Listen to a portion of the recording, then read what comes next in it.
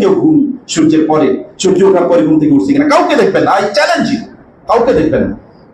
আর আপনারা এই যে আপনারা বুড়োরা আর ইয়াংরা, আপনারা সূর্য ওঠার পরে ঘুম থেকে উঠবেন আর আপনার চালাবেন পৃথিবী। একজন আমাকে একজন বড় স্কলার তিনি বলছেন, এক ব্যবসায়ী ওনাকে সময় দিয়েছে, পৃথিবী চালায় এরকম একজন ব্যবসায়ী, রাত্রে 3টায় দেখা করা যায়। বলে রাত্রে 3টায় কেন? বলে আমি তো অফিস শুরুই করি রাত্রে 3টায়। যান না, ওই যে আপনি যান, এই যে পূর্বে যান জাপানে, চায়নায় যান, এই যে এইদিকে, আর পশ্চিমে যান ইউরোপ, আমেরিকা, স্পেনে যান, অথবা কি বলেন এটাকে আপনি মানে অন্য দেশগুলোতে যান, গিয়ে দেখেন না, অস্ট্রেলিয়াতে যান এইদিকে, আর এইদিকে যান আপনি অন্য খ্রিস্টান দেশগুলোতে, গিয়ে দেখেন ওরা দিন শুরু করে কখন। ওদের দিন, আমাদের তো দিন শুরু হয় 1টায় বা 2টায়, ওদের দিন শুরু হয়।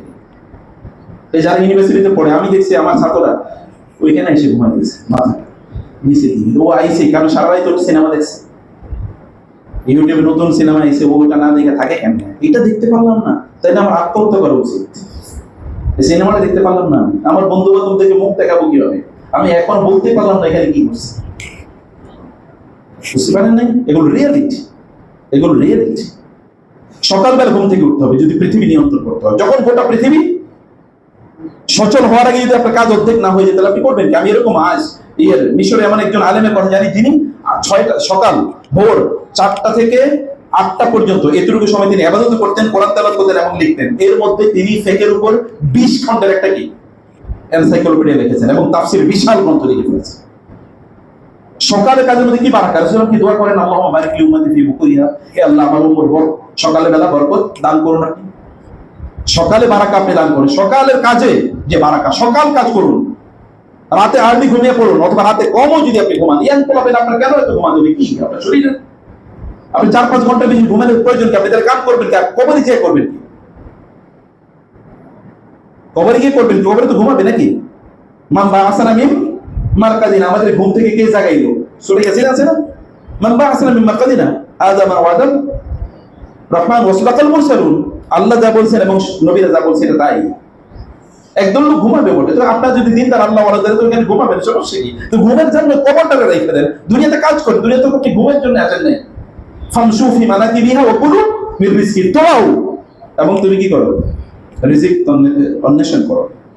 এটা করতে হবে, দুনিয়া কাজ করতে হবে। সকালে early to bed and early to rise makes a man healthy, wealthy and wise. জ্ঞানী হতে হলে আর্লি ঘুম থেকে উঠতে হবে। রাসূল সাল্লাল্লাহু আলাইহি ওয়াসাল্লাম তার মেয়ে বলছেন, মা উঠো, কমি এবং ফাশহাদি রিজকা রাব্বিকি, তুমি উঠো এবং দেখো আল্লাহ রিজিক ডিস্ট্রিবিউশন করতেছেন। এই সময় তুমি যদি রিজিক না পাও, তাহলে তুমি রিজিকের সংকটে থাকবে। আর্লি ঘুম থেকে উঠেন, আর্লি ঘুম থেকে উঠে কাজ করুন। আমি যেই দিন, এমন আজকের কথা আমি বলবো, সকাল থেকে আমি যতটুকু কাজ করেছি, মধ্যখানে শুধু আধা ঘন্টা এর মধ্যে আমি একটু শুয়েছি, মধ্যে পাই না, কারণ এখানে আসতে হবে। এর মধ্যে আমি যা কাজ করেছি প্রায় ধরেন 3-4 দিন কাজ করেছি। এই সকালে 2-3 ঘন্টা এটুকু কাজ করার সময় এটা করতে হবে। সকালে রাসূল সাল্লাল্লাহু আলাইহি ওয়াসাল্লাম এই হাদিস যে সাহাবী বর্ণনা করেছেন, তিনি বলতেন রাসূল যেহেতু বলেছে আল্লাহ সকালের মধ্যে বরকত দিয়েছেন, আমি কি করতাম, উনি ব্যবসা করতেন, বলছেন আমার লোকগুলোরে আমি বাজারে পাঠিয়ে দিতাম যখন কোনো লোক বাজারে নাই, আমি ওই সময় পাঠিয়ে দিতাম। আমি বলছি যে রাসূল যেহেতু বলছে তোমরা আগে বাজারে যাবা, সকালবেলা ভোরে ফজরের পর পরে সব বাজারে চলে গেল। অন্য লোকেরা যখন বাজারে যাইতো জিনিস নিয়ে, তখন তারা বাজার থেকে চলে আসতো, এর মধ্যে সব বিক্রি শেষ হয়ে। কার কাছে বেচছে? আল্লাহ তাআলা প্রয়োজন ফেরেশতা নাজিল করে দেবেন আপনার পণ্য কেনার জন্য। আল্লাহ প্রয়োজন ফেরেশতা নাজিল করে দেন। কে কিনছে আপনি কি জানেন না? প্রত্যেকে এসে কে কিনে নিয়ে যাবে, কারণ এটা রাসূলের কথা, তার কথার মধ্যে কোনো মিথ্যা আছে নাকি? কোনো মিথ্যা নেই, এক ফোঁটা মিথ্যা নেই। অতএব এটা আপনাদেরকে করতে হবে। এই কারণে সকালবেলা আপনি সকালে যদি ফজর যদি কেউ জামাতে আদায় করে, তাহলে আল্লাহর জিম্মাদারিতে লোকটা চলে যায় না? জানেন তো না কি? ফজর যদি কেউ জামাতে আদায় করে, তাহলে সে আল্লাহর জিম্মাদারিতে থাকে না? কোন ব্যক্তি ফজর জামাতে আদায় করলো না এবং এশা জামাতে আদায় করলো না, তো মুসলমানই, তো মুনাফিক নাকি? আল্লাহ রাসূল বলেন নাই, আসকালুস সালাতি আলাল মুনাফিকিনা সালাতুল ফজর ওয়া সালাতুল ইশা, ফজরের নামাজ এবং এশার নামাজ মুনাফিকদের জন্য খুবই কঠিন। এই দুই নামাজ ওরা করতে পারে না, বাকিগুলো তারা করতে পারে, খুবই কঠিন। অতএব এটা তো মুনাফিকের চরিত্র। লাউ ইয়ালামুনা মা ফীহিমা লাআতাহুমা ওয়া রাহাবুন, যদি তারা জানতো এই দুই নামাজের মধ্যে আমি কি বরকত রাখছি, রাসূল সাল্লাল্লাহু আলাইহি ওয়াসাল্লাম বলছেন আল্লাহ এই দুই নামাজের মধ্যে কি বরকত রাখছে, তাইলে তারা প্রয়োজনে হামাগুড়ি দিয়ে হলেও তার মসজিদে এসে উপস্থিত হতো নামাজ পড়তে। হামাগুড়ি মানে কি? হাইটা আসতে পারতেছে না, তারপর তারা হামাগুড়ি দিয়ে এরকম হাতের উপর ভর করে তারা আসছে মসজিদে সালাত আদায় করার জন্য। এখন প্রিয় ভাইরা, আর যে সকালবেলা ঘুমিয়ে থাকে, ঘুম থেকে উঠে না, শয়তান তার দুই কানে কি করে? কথা বলছেন ইয়াংরা, ভালো করে শুনেন, শয়তান পেশাব নিয়ে যেগুলো চলে, ওটার চেয়ে মানে তার চেয়ে নাজাসাত, অপবিত্র, খবিশ আর কে আছে? ওদের খবিশ আগের ঘুম থেকে সকালবেলা উঠছে।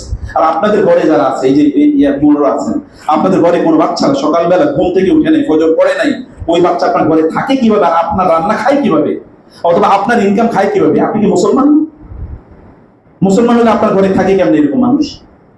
তাহলে আমাদের ইমানের প্রবলেম, আমাদের দিনদারিতে প্রবলেম আছে, কমিটমেন্টের প্রবলেম আছে।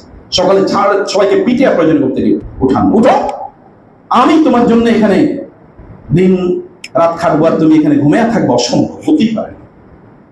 পুরুষ হন, পুরুষ, হাফ লেডি হয়ে কোনো লাভ নেই, এই দুনিয়াও চলবে না। পুরুষ হন, পৌরুষত্ব এর প্রয়োজন আছে। অ্যান্ড ফাইনালি যেটা বলতে চাই, তাহলে যে ফ্যামিলির জন্য খরচ করে।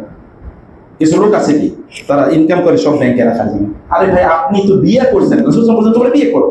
নারীরা কি নিয়ে আসে? ফাইন্নাহুন্না ইয়াতিনা বিরিজক, মহিলারা কি নিয়ে আসে? রিজিক নিয়ে আসে। পোলাপাইন বিয়ে করবে না, সে চাকরি বাকরি করবো, এরপরে ফ্ল্যাট করবে, বাড়ি করবে, গাড়ি করবে, নামের সাথে এই লাগাই বসে আমি বিয়ে করবো। মিয়া, তখন তো তুমি বুড়া, তোমার বিয়ে করার দরকার কি? বুড়া মানুষের বিয়ে করার দরকার কি? বিয়ে তো করবে যুবক। আর বিয়ে করলে আল্লাহ বলছে রিজিক বাড়ে, তারা রিজিকের টানে সে বিয়ে করে না, কেমন উল্টা কথা চলতেছে। আল্লাহ বলছে বিয়ে করলে কি রিজিক বাড়িয়ে দেবেন, আর ওরা বলছে আমার রিজিক নাই, যেহেতু আমি বিয়ে করতেছি। তাহলে উল্টা পথে চলছে। কারণ মহিলারা রিজিক নিয়ে আসে, সন্তান হলে রিজিক বাড়ে। জিজ্ঞেস করে দেখেন তাদের হয়েছে, তাদের বাড়ছে কি?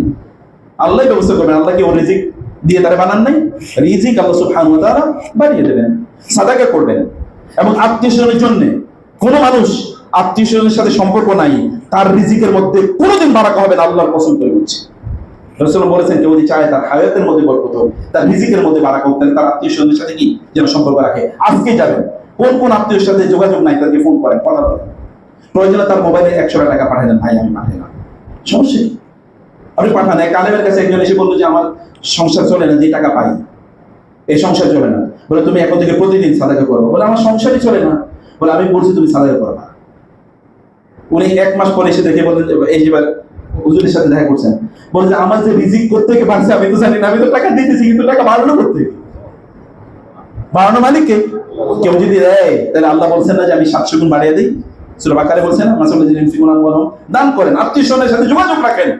আত্মীয় স্বজন আমি আমার স্বাস্থ্য বাইরে দেখতে পারি না, কাজের দিকে দেখতে পাই না, ভাইরা আমার সাথে খারাপ আচরণ করছে, মা আমার সাথে খারাপ আচরণ করেছে, বাবা আমার সাথে খারাপ আচরণ করেছে, আমাকে সম্পদ কম দিয়েছে, ভাইরা আমার সাথে গাদ্দারি করছে, এগুলো বলে তাদের সাথে যোগাযোগ রাখেন না। আপনাকে আল্লাহ তাআলা আজীবন এইরকম সংকটের মধ্যে যোগাযোগ করেন। কে কোথায় আছে তাকে ফোন দেন, কথা বলেন, তার জন্য কিছু। কেবলমাত্র ওই হিন্দুদের মতো করে বেড়াইতে যাবেন না, আইসা খাবেন না, গিয়ে খাবেন নাকি খেয়ে আসছেন, বুঝলেন নাই? কেলকাতাতে গেলে দাদা গিয়ে খাবে নাকি খেয়ে আসছো, মানে এখানে খাওয়াবে না। আবার নেওয়ার সময় দাদা তুমি কি খাবা, তাহলে 1 পিস মাংস নিয়ে যাবে, 1 পিস মাছ নিয়ে যাবে। যখন কোথাও যাবেন একটু কিছু হাদিয়া নিয়ে আসেন, কিছু দিয়ে আসেন। এগুলো আপনার জন্য বরকতের কারণ, বুঝতে পারছেন? এগুলো বরকত কারণ। অতএব আপনি যদি যত বেশি আপনি দান করবেন, যত বেশি আপনি সাদাকা করবেন, দান এবং সাদাকার কারণে আল্লাহ সুবহানাহু ওয়া তাআলা আপনার রিজিক অনেক অনেক যা পারেন দেবেন। আত্মীয় স্বজনের জন্য বেশি বেশি করবেন, পিতা মাতার জন্য করবেন, আল্লাহর মধ্যে বাড়ায় ইনশাআল্লাহ। আল্লাহ তুমি আমাদের রিজিকের মধ্যে অনেক বাড়া, আমাদের সকল সংকটগুলো দূর করে দাও, আমাদের টেনশনগুলো দূর করে দাও। আমিন। أقول قولي هذا وأستغفر الله لي ولكم ولسائر المسلمين فاستغفروه إنه هو الغفور الرحيم.